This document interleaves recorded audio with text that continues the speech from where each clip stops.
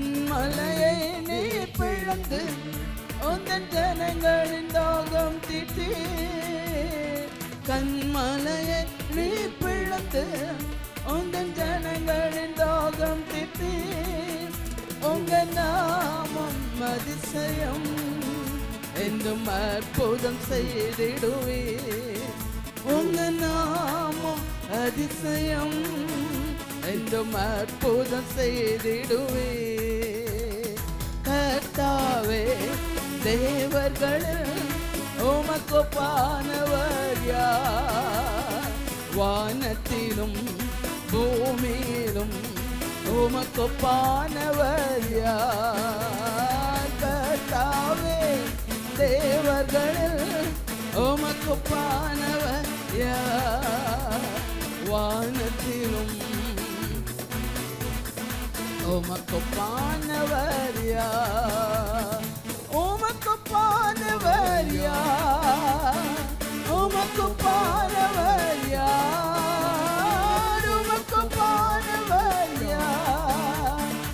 உமக்கொப்பானவர் யார்? வானத்திலும் பூமியிலும் உமக்கொப்பானவர் யார்? இந்த வானத்திலும் பூமியிலும் உமக்கொப்பானவர் யார்? கிறிஸ்துவுக்குள் பிரியமானவர்களே, ஆண்டவராய் இயேசு கிறிஸ்துவின் நாமத்தினாலே உங்கள் அனைவருக்கும் எங்கள் அன்பான வாழ்த்துக்களை கூறி, கர்த்தருடைய சத்தம் என்ற தொலைக்காட்சி நிகழ்ச்சிக்கு மீண்டும் ஒரு விசை உங்களை அன்போடு வரவேற்று கர்த்தருடைய வார்த்தையை உங்களுக்கு பகிர்ந்து கொடுக்க விரும்புகிறேன்.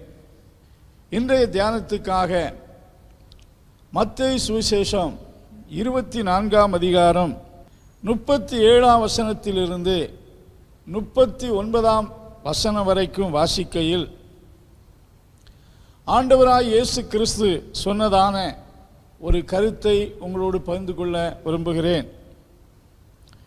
நோவாவின் காலத்தில் எப்படி நடந்ததோ அப்படியே மனுஷகுமாரன் வரும் காலத்திலும் நடக்கும். எப்படி என்றால், ஜலப்பிரளயத்துக்கு முன்னான காலத்திலே நோவா பேழைக்குள் பிரவேசிக்கும் நாள் வரைக்கும் ஜனங்கள் புசித்தும் குடித்தும் பெண் கொண்டும் பெண் கொடுத்தும் ஜலப்பிரளயம் வந்து அனைவரையும் வாரிக்கொள்ளும் போகு மட்டும் உணராது இருந்தார்கள். அப்படியே மனுஷகுமாரன் வரும் காலத்திலும் நடக்கும். இந்த வசனத்திலே 2 முறை மனுஷகுமாரன் வரும் காலம் என்று சொல்லப்பட்டிருக்கிறது. மனுஷகுமாரன் வரும் காலத்தில் உலகத்தின் காலங்கள் நாட்கள் எப்படிப்பட்டதாக இருக்கும் என்பதை இயேசு கிறிஸ்து சுட்டி காண்பிப்பதை பார்க்கிறோம். மனுஷகுமாரன் வரும் காலம் பரிசுத்த வேதாகமத்திலே ஆண்டவராய் இயேசு கிறிஸ்து திரும்ப வருவார் என்ற சத்தியம் மிகவும் தெளிவாக போதிக்கப்பட்டிருக்கிறது. ஒரு விசை உலகத்திலே மக்களை ரட்சிக்கவும் விடுதலையாக்க வந்தார்.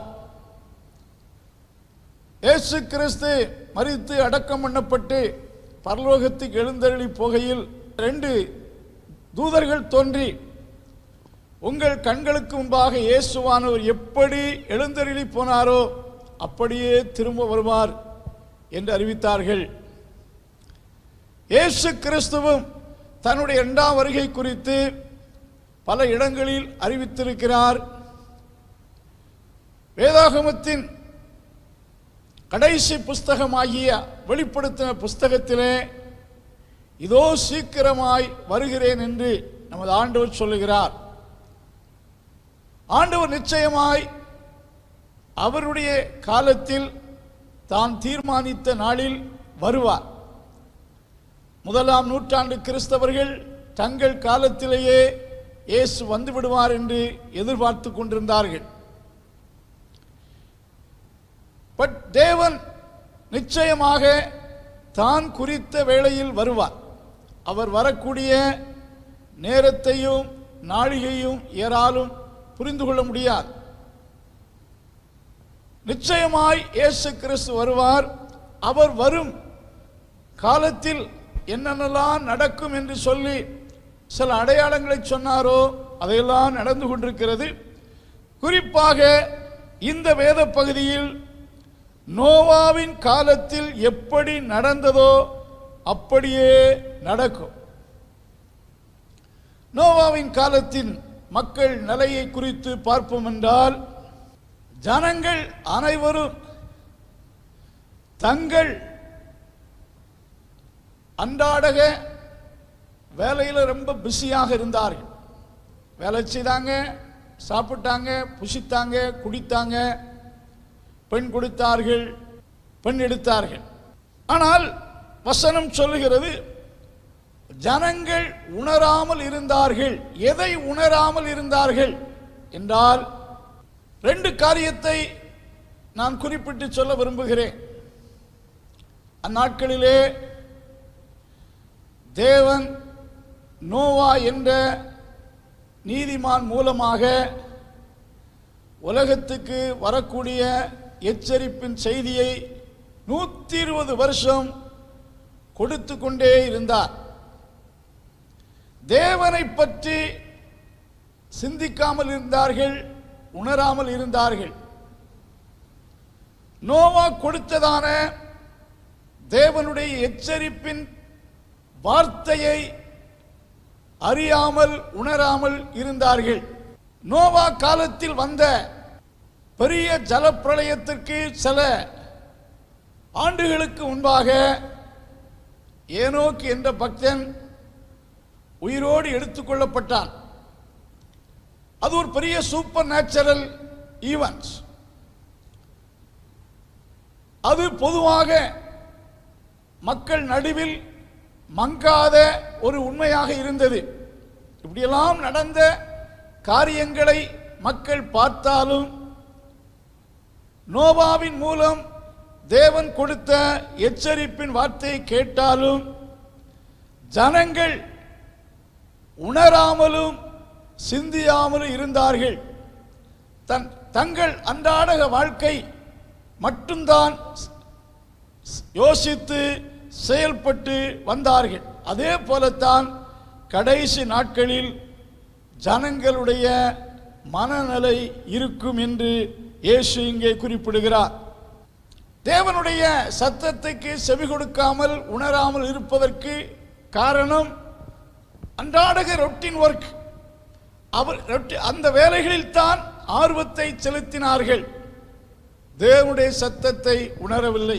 இன்றைய காலகட்டங்களில் மக்கள் நிலை அப்படித்தான் இருக்கிறது. இன்னும் நோவாவின் கால சம்பவத்தை நாம் வாசிக்க வேண்டும் என்றால், ஆதியாகமம் 6ஆம் அதிகாரம் 4ஆம் வசனத்திலே, அந்நாட்களில் பூமியில் ராட்சதர்கள் இருந்தார்கள்.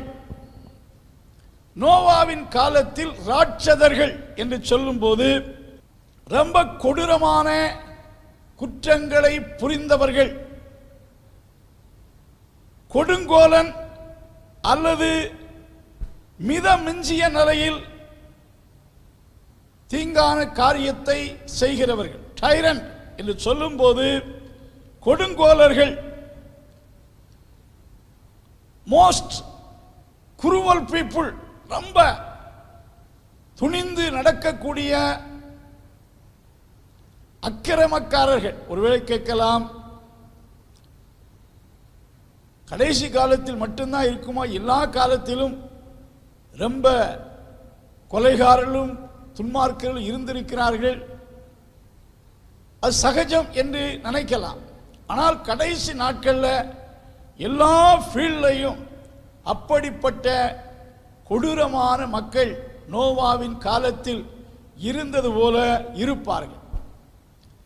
அப்போஸ்தலனாகிய பவுல் இதை மனதில் கொண்டு 2 தீமோத்தேயு 3ஆம் அதிகாரம் 1ஆம் வசனத்தை இருந்து வாசித்து பார்ப்பீர்கள் என்றால், கடைசி நாட்களில் கொடுமையான நாட்கள் வரும் என்று அறிவாயாக என்று சொல்லி மனிதர்கள் கொடுமை உள்ளவர்களாகவும் துணிகரம் உள்ளவர்களாகவும் ரொம்ப அக்கிரமக்காரர்களாகவும் இருப்பார்கள் என்று சொல்வதை பார்க்கிறோம்.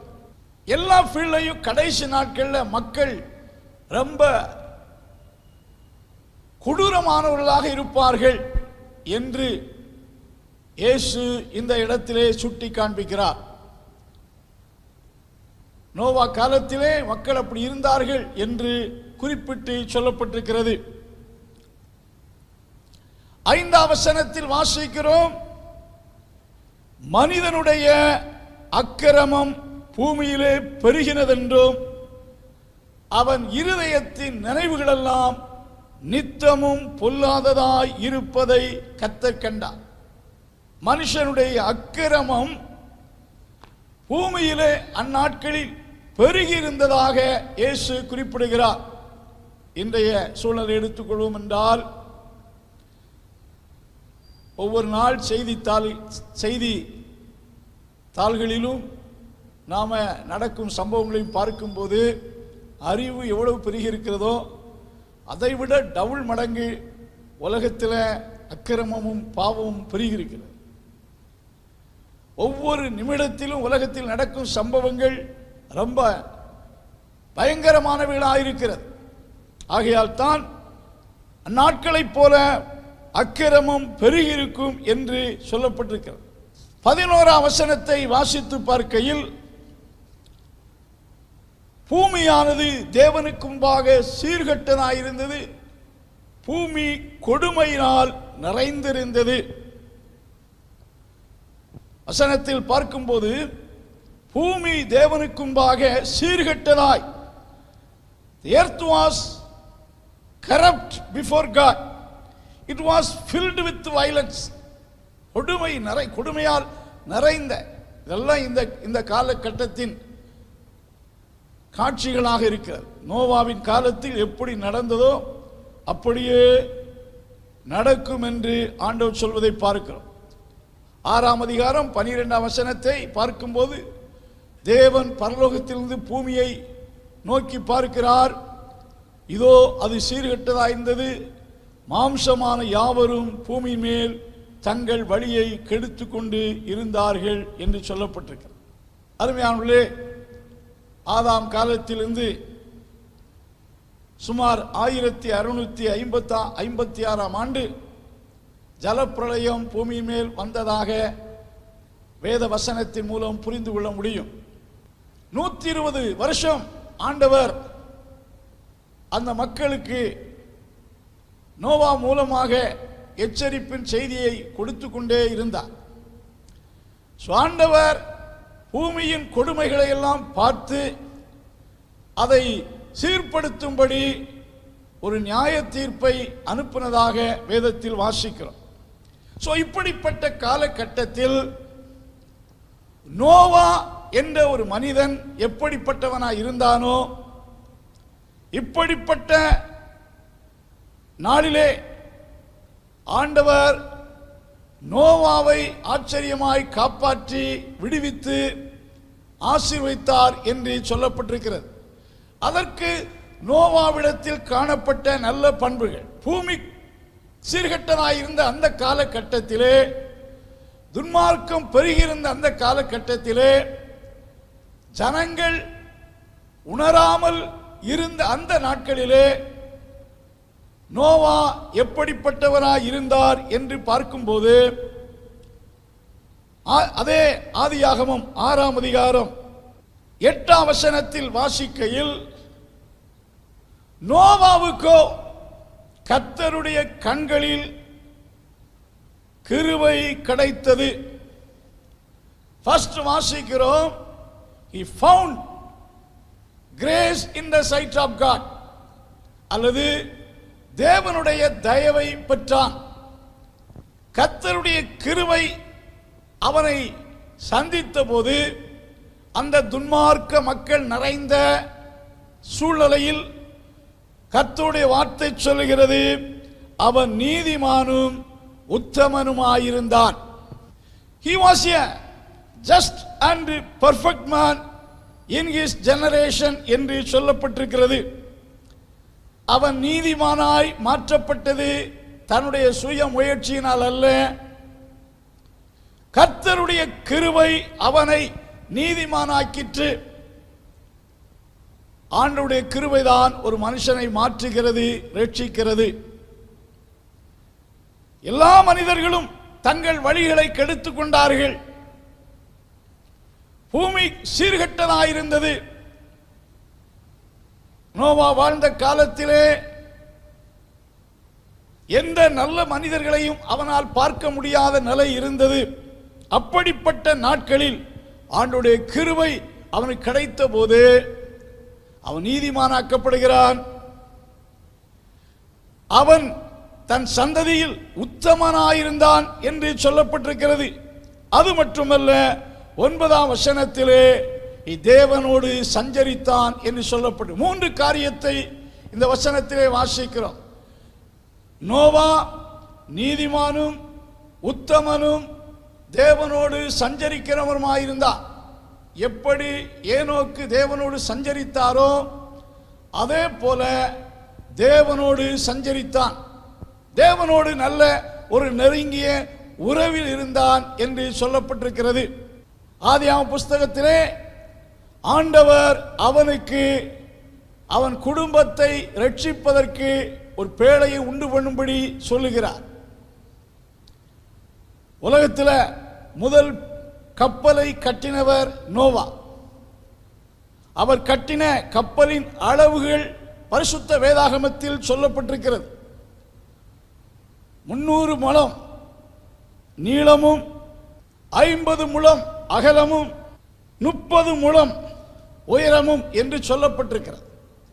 கிட்டத்தட்ட அதை வேத பண்டிதர்கள் சொல்லுகிறார்கள் 625 அடி நீளம், 105 அடி அகலம், 63 அடி உயரம். இப்படிப்பட்ட ஒரு பெரிய கப்பலை முதல் உண்டு பண்ணினவர் நோவாதான். 1850ஆம் ஆண்டு வரை உலகத்திலே நோவா கட்டினது போல ஒரு பெரிய கப்பல் உண்டாக்கப்படவில்லை. ஆண்டவர் கொப்பேர் மரத்தினாலே ஒரு பெரிய கப்பலை 3 அடுக்கு மாடி என்று சொல்லுகிறார். 3 தளம், 3 தளத்திலே ஒரு பெரிய கப்பலை உண்டாக்க சொல்லுகிறார். ஒவ்வொரு கப்பலின் ஒவ்வொரு தளத்தின் உயரம் 21 அடி என்று எடுத்துக்கொள்ளலாம். பிரைஸ் காட். அவ்வளவு பெரிய கப்பலை உண்டாக்கும்படி செய்கிறார்.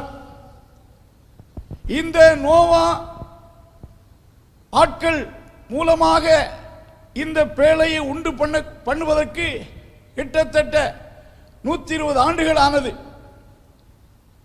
அந்த 120 ஆண்டுகளும் ஆண்டவர் ரொம்ப பொறுமையாயிருந்தார். இவன் வேலையை செய்வான், அதே வேளையில் மக்களுக்கு போய் நீதியை பிரசங்கிப்பான். கர்த்தருடைய எச்சரிப்பின் சத்தத்தை அன்றைய பூர்வீக உலகத்தில் நோவா மூலமாய் ஜனங்கள் கேட்டுக்கொண்டே இருந்தார்கள். நோவா காலத்து மக்கள் பெருவெள்ளத்தையோ அல்லது பெருவெள்ளம் இதற்கு முன்னால் வந்த ஒரு காரியத்தை அவர்கள் காணவில்லை. ஒரு வீட்டை கட்டலாம், பேழையை இவ்விதமாய் நோவா கட்டி கொண்டிருக்கிறாரே என்று சொல்லி இவனுடைய வேலை சிலருக்குள்ளே ஒரு பரியாசத்தை உண்டாக்கியிருக்கலாம். இந்த கப்பல் எதற்காகவே ஒரு வீடு கட்டுவதற்கு சின்ன வீட்டை கட்டலாம், இவ்வளவு பெரிய கப்பலை நோவா கட்டுகிறாரே என்று சிலர் ஏளனம் பண்ணியிருக்கலாம். பட் நோவா கர்த்தருடைய கட்டளையின்படி அதை செய்தான் என்று சொல்லப்பட்டிருக்கிறது. அருமையானவர்களே, வேலை முடிந்தது. ஆண்டவர் இறங்கி வருகிறார். நோவாவையும் அவனுடைய குடும்பத்தை சார்ந்த 8 நபர்களை பேழைக்குள் பிரவேசிக்க செய்து அந்த கப்பலை வாசலை ஆண்டவர் அடைத்தார் என்று சொல்லப்பட்டிருக்கிறது. நோவா பக்தி உள்ளவனாய் இருந்தது மட்டுமல்ல, அவனுடைய மனைவி, அவனுடைய 3 பிள்ளைகள், அவனுடைய பிள்ளைகளுடைய மருமக்கள்மார் ஆக 8 பேர். இந்த 8 பேரும் ஆண்டவர் மேலுள்ள விசுவாசத்தில் வந்தவர்கள். ஒருவேளை பிள்ளைகளுக்கு குழந்தைகள் இருந்திருக்கலாம், சிறு குழந்தைகள் அங்கே எண்ணிக்கைக்கு உட்படுத்தப்படவில்லை. வயதுள்ள 8 பேர் மட்டும் அந்த பேழைக்குள் பிரவேசித்தார்கள் என்று கர்த்தருடைய வார்த்தை சொல்லுகிறது. அன்பானுள்ளே, அவர்கள் தேவனை விசுவாசித்தார்கள். நோவாவின் பிள்ளைகளும் ஆண்டவர் மேலுள்ள நம்பிக்கையில் நோவாவின் மூலமாய் விசுவாசித்தபடினாலே அந்த குடும்பம் பேழைக்குள் அனுப்பப்பட்டது. இந்த செய்தியை கேட்டுக்கொண்டிருக்கின்ற அருமையானுள்ளே, இன்றைய உலகத்தின் சூழலை நாம் பார்க்கும்போது உலகத்தில் நடக்கும் அனைத்து சம்பவங்களும் நமது ஆண்டவருடைய வருகைக்கு அடையாளமாக பல சம்பவங்கள் நடந்து கொண்டிருக்கிறது. இந்த காலங்களில் ஆண்டவர் என்றைக்கு வந்தாலும் சரி, உலகத்தில் எப்படிப்பட்ட நியாய தீர்ப்புகள் வந்தாலும் சரி, பூர்வீக உலகத்தை கர்த்தர் நியாயம் தீர்க்கையில் நீதிமானாகிய நோவாவையும் அவன் குடும்பத்தையும் ஆண்டவர் அற்புதமாக பேழைக்குள்ளே பாதுகாத்தார் என்று சொல்லப்பட்டிருக்கு. கர்த்தருடைய வருகையின் காலத்தில் அவரை நாம் சந்தித்து கர்த்தருடைய வருகை நாளுக்கு பின்னால் இருக்கக்கூடிய பெரிய கோபாக்கினைகளுக்கு நாம் தப்ப வேண்டும் என்றால் கர்த்தருடைய இரக்கத்தை பெற்று வாழ்க்கையில் நோவாவை போல நாம் வாழ வேண்டும். பாருங்கள், தேவனோடு சஞ்சரிக்கிறான், மிகுந்த பயபக்தி உள்ளவனாகிறான், தன் குடும்பத்தை கர்த்தருக்கு நேராக நடத்துகிறான், தேவனோடு வாழ்கிறான். வாழ்விலே உலகத்தின் சூழ்நிலையை பார்த்து பின்வாங்கி போகவில்லை. இவன் செய்த செயல்களை மக்கள் புரியாமல் இருந்தார்கள். திடீரென்று ஆண்டவர் வானத்தின் மேகங்களை பலகணிகளை திறந்தார், பெருமழை பெய்கிறது. அப்பொழுதுதான் ஜனங்கள் உணர ஆரம்பித்திருப்பார்கள். அப்பொழுது அவர்களுக்கு பேழையின் வாசல் திறக்க முடியாது. ஏனென்றால் அடைத்தது கர்த்தர். ஜனங்கள் கர்த்தரை விசுவாசிக்காதபடியினால் கர்த்தருடைய சத்தம் நோவாவின் மூலமாய் கொடுக்கப்பட்ட தேவனுடைய வார்த்தைக்கு ஜனங்கள் கீழ்ப்படியாதபடினாலே தேவன் வைத்த பேழைக்குள் அவர்களால் பிரவேசிக்க முடியவில்லை. தேவனுடைய ராஜ்யத்துக்குள் பிரவேசிக்க வேண்டும் என்றால், கர்த்தருடைய வருகையில் நாம் கர்த்தரை சந்திக்க வேண்டும் என்றால், உலகத்தில் நடக்கும் எல்லா சீர்கேடுகளுக்கும் நாம் தப்ப வேண்டும் என்றால், நோவாவை போல கர்த்தரை விசுவாசிப்போம்.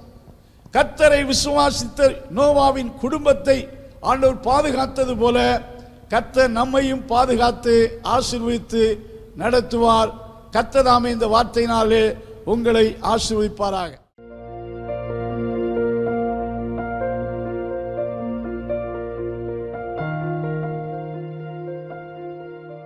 பரிசுத்தமுள்ள நல்ல ஆண்டவரே, ஒரு கடைசி காலத்தில் வாழ்கிறோம் என்பதை உணர்கிறோம்.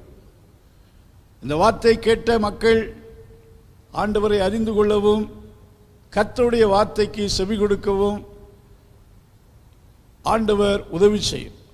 விசுவாசத்தின் மூலமாய் கிடைக்கின்ற மீட்பை பெற்றுக்கொண்டு கர்த்தரோடு நடக்கவும் கர்த்தருடைய வார்த்தைக்கு கீழ்ப்படிந்து நடக்கவும் ஒவ்வொருவருக்கும் உதவி செய்யும்.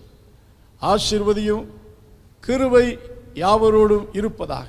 இயேசு கிறிஸ்துவின் நாமத்தில் ஜெபங்கள் நல்ல பிதாவே, ஆமென். Praise the Lord. தேவனுடைய பரிசுத்த நாமம் மகிமைப்படுவதாக. நப்தலி சண்டே ஸ்கூல் புக்ஸை உங்களிடத்தில் அறிமுகப்படுத்துறதுல ரொம்ப சந்தோஷப்படுறோம். முழு வேதாகமத்தையும் 12 வால்யூமாக பிரிச்சிருக்கிறோம். ஒவ்வொரு வால்யூத்துலேயும் 30 லெசன்ஸ் இருக்கும். அந்த ஒரு புத்தகம் ஒரு குழந்தைக்கு ஒரு வருஷத்துக்கு போதுமானதாக இருக்கும்.